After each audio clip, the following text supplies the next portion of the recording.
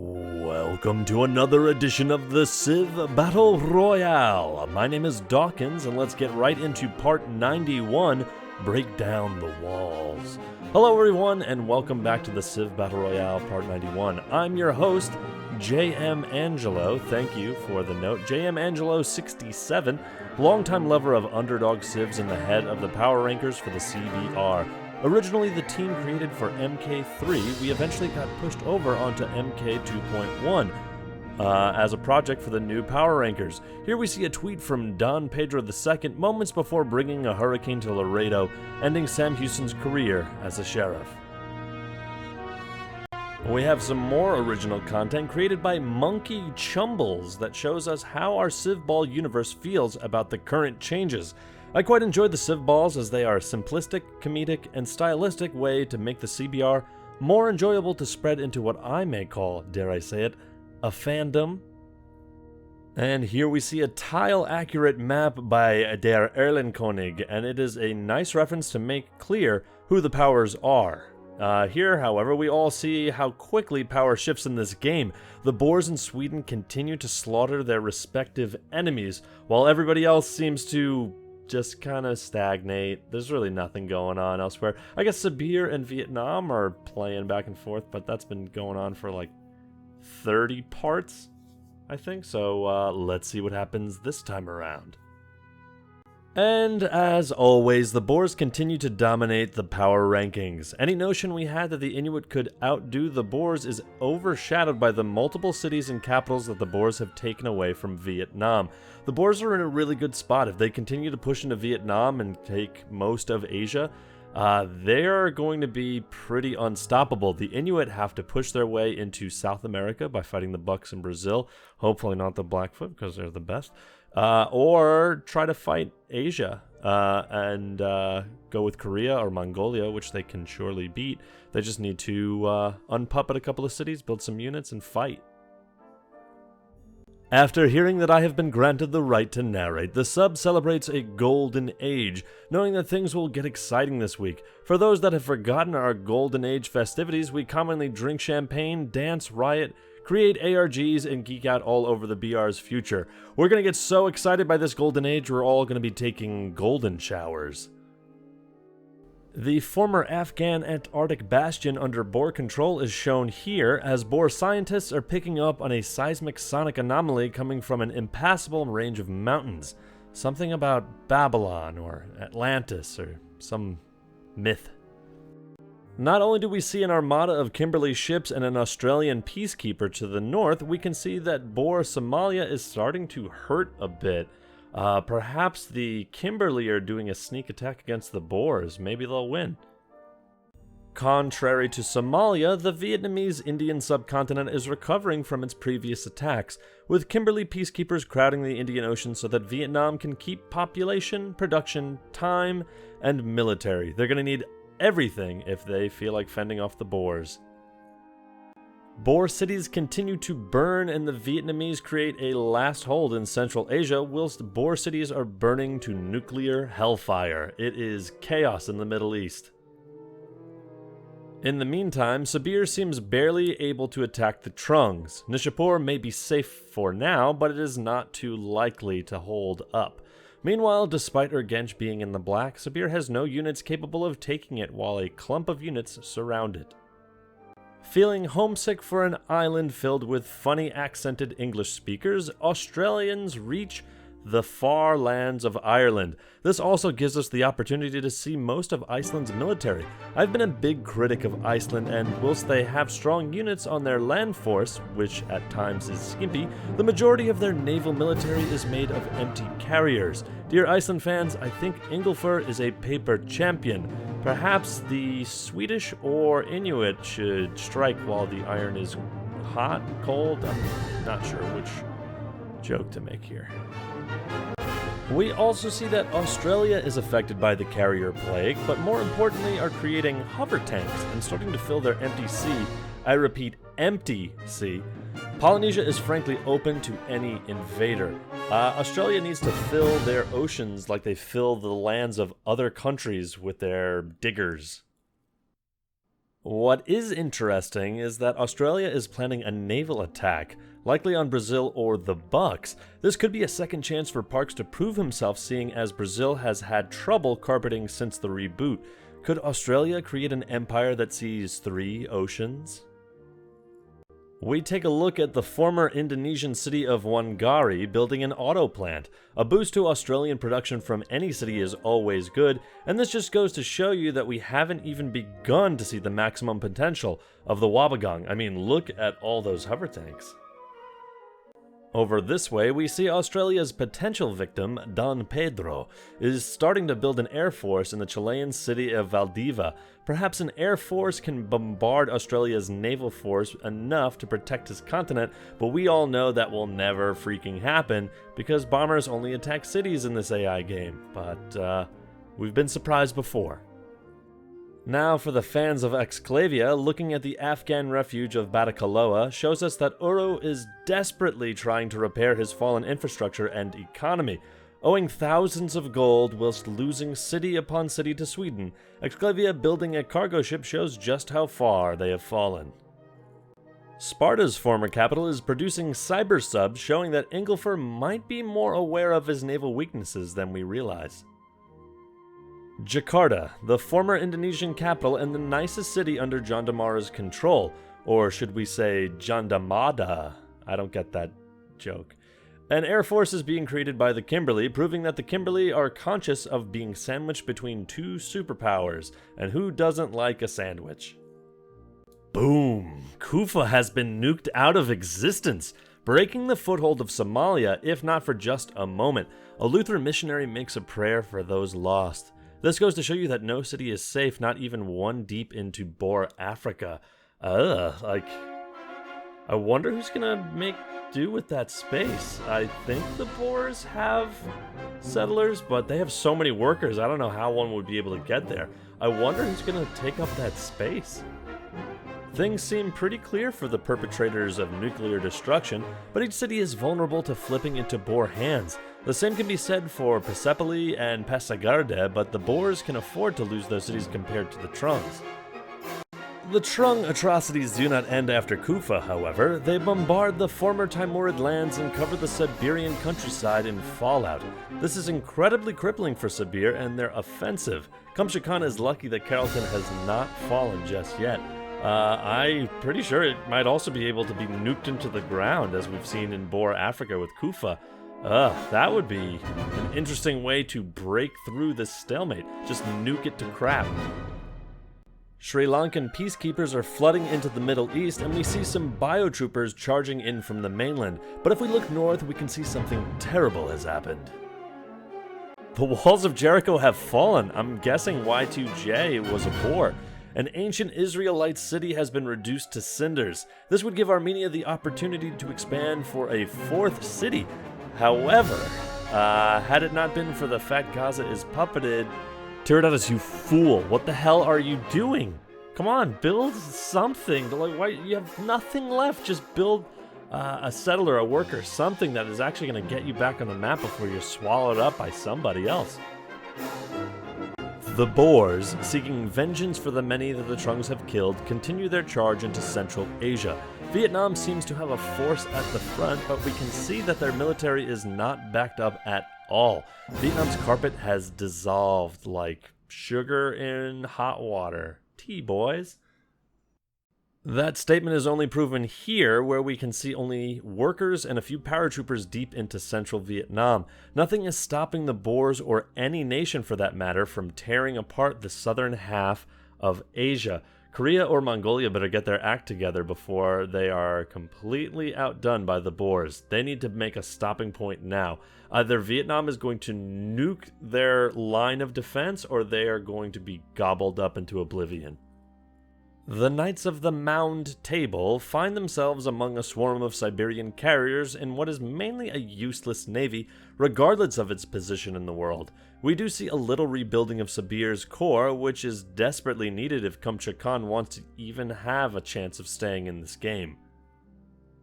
As the international games are passed, despite a few objections from the now deceased Sam Houston, Kekkonen, and Kamehameha, we get to look at the Boer core of the Sahara.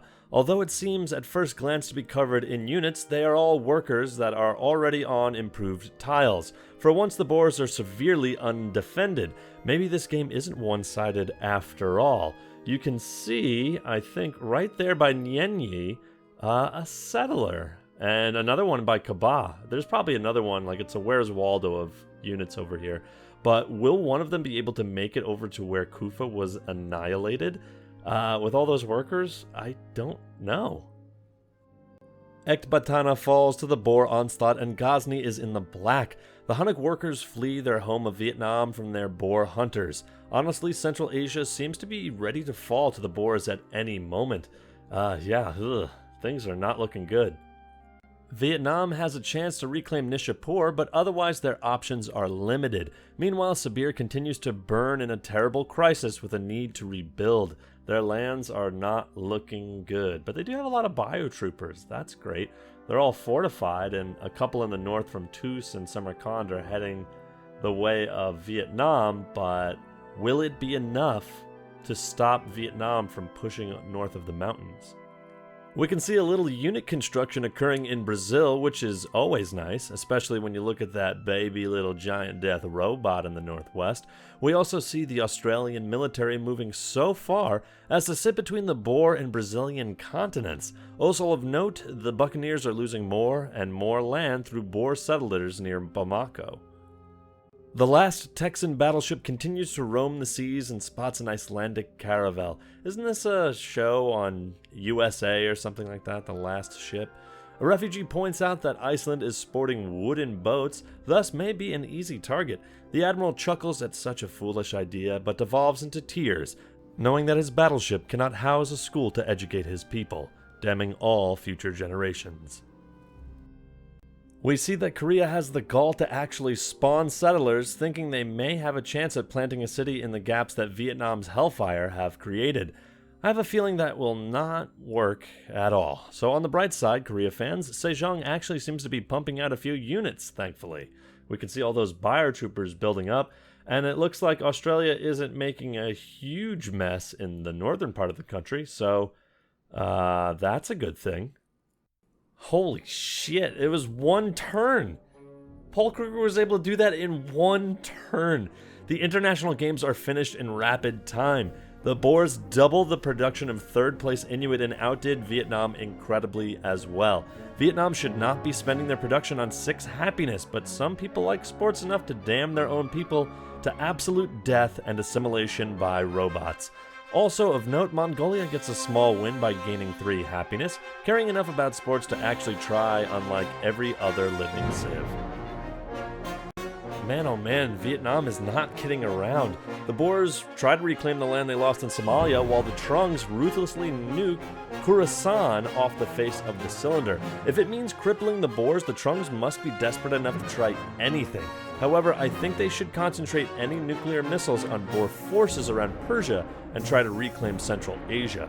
But I guess this is just as good for the time being.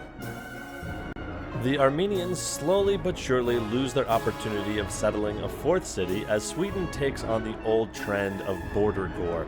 Along with Vietnam and Finland, the Boers will regain this land too. Tiridates, you absolute fool. You must be stronger than this. Northern Vietnam is just as empty as the rest of it, and even if Vietnam did have a few units here, Bamda is totally surrounded by Australian peacekeepers. The student has surpassed the master, showing that Australia can even outdo Kamehameha at his signature move. So it's been 91 parts, and I just realized that I've been mispronouncing his name the entire time. Kuchum? I really hope that it's Kuchum and not Kuchum, otherwise someone's going to have sex with his wife. Anyway, Kuchum Khan is building an air force, and I appreciate the effort, but this means nothing considering how far north it is and the lack of infantry units belittle their purpose. I suppose it could be used to destroy Taigandar Khan once and for all, but that is just an assumption. I mean, why else would he be building all of those bombers up there? Despite not having a thick shag carpet, the Bucks have a strong set of decent units. If an attack from Australia or Brazil comes, they can protect themselves for a small period of time. If they want, they can even take a crack at the Blackfoot, but I don't recommend it because the Inuit would have their revenge. Now, this point is between me and Laxaraxariscal. She believes that the Buccaneers are stronger than the Blackfoot, and I disagree. I think the Bucks have a much more precarious situation because if Brazil declares war on the Bucks, they're screwed. If Brazil declares war, they're screwed. Whereas the Blackfoot, if the Inuit declare war, they're screwed. But if Brazil declared war, they're not, like, what are they going to do? And those are the only two real neighbors that they really have to contend with, except maybe Australia. Australia should not be overlooked. But the Bucks do have the tech advantage. The Blackfoot have 5 units in that carrier up in the top left of the screen. Could they be nukes? Who knows? But I would hope to see a declaration of war soon to really put this matter to bed. The Aleutian Islands are well defended, but now look at the Inuit. The Ice Sheet fleet looks formidable, and for that I must commend it. I mean, for real though, the Inuit are the White Walkers in this situation, whereas the Blackfoot are the Night's Watch. Nobody expects the Night's Watch to just go in and kill the Night King, but we do have Jon Snow, that's for sure, in the resurrection of Sitting Bull. Yeah, there you go. There's a comparison. Sitting Bull is Jon Snow. He's going to go have sex with his aunt, and they're going to defeat the Inuit. Despite being the first religion founded, Australia still has not spread its religion farther into Japan, and much as it helps to spread to other civs, it seems like it would be more beneficial to strengthen the religion in your own territory so it can spread quickly elsewhere. Case in point, the Boers are doing really good, so are the Blackfoot with their Aryanism. But, so of note, Australia has a problem with digger units, and now diggers are a unique unit for Australia that replace the Great War infantry, and they can be upgraded from workers, so a worker can upgrade into a digger. So the problem that Australia is seeing is that they have so many workers that there's a bug, or they produce workers, and they just automatically turn them into diggers. You could see one on the screen here, I think. I have to look around. Anyway, it's like a Where's Waldo, etc. Anyway, my point being is this. If they are automatically turning all of their workers into diggers, that the only way for a worker to actually get its job done is to fill all available land with units, because you can't really... I mean, I guess you could upgrade the unit, but then you'd have to move it. It's a big pain in the neck. So I think Australia is carpeting the entire globe so they can actually build a farm. That's what they're trying to do. That's the end game for Parks. Gordium falls to the Boers. This means Persia has completely fallen to Kruger's cyborg armies, and Vietnam has no chance of even defending Central Asia. I see the onslaught not stopping till Afghanistan, but that is optimistic thinking. It may be safe to say that Australia is probably not going to attack Brazil, as they would not place the majority of their forces in that continent. I think we may see an assault on the Buccaneers, which could mean good things for Don Pedro, as Australia's forces would cut off in the Caribbean for a surprise declaration. Or they could attack the Bucks as Australia evaporates their units. I mean, this is getting absolutely absurd. I mean, Hawaii was doing it, but they were a small civ. Australia being able to just pump out unit after unit, just getting crazy. The Vietnamese prophet Christian Rosencreuz, claiming to be the reborn Songtsen Gampo, seeks to spread the Theravada faith for Vietnam. For real-life historical context, Christian Rosencreuz founded the Order of the Rose Cross in the 17th century, based on a legend claiming that Rosencreuz is the reincarnated soul of Lazarus. Interesting stuff, and I recommend reading about him. On to the Info Addict slides. I know. What? It's that soon? Australia proves it has the largest military in the world, even greater than the Boers have ever been. The Inuit and the Boers are tied with military strength, and we see Vietnam's military has crashed so horribly that now it can only be compared to every other middling civ. Ugh, how the mighty have fallen. As far as production goes, the boars are absolutely dominating. Most AI game hosts will agree that production is what wins these games, and the boars have a lot of it. Though let us not belittle how much production the Inuit have. Surprisingly, Vietnam and Australia are on equal footing for their production. If either go to war, it will boost their production considerably if either wins. And here we see the Great Famine. Holy moly, if anybody can recover from a damning worldwide plague, it would be Kruger. Though everybody is recovering, the boars are thriving and regaining every lost citizen fairly quickly. Can you actually believe that the boars are behind Korea, Australia, and the Inuit in tech? Of course they're all first, the boars second, Sibir coming in a strong third, and Vietnam and Brazil on the precipice at fourth. Armenia rounds out the bottom, but Mongolia, who has been hyped as the great underdog for weeks, is noticeably lacking in technology.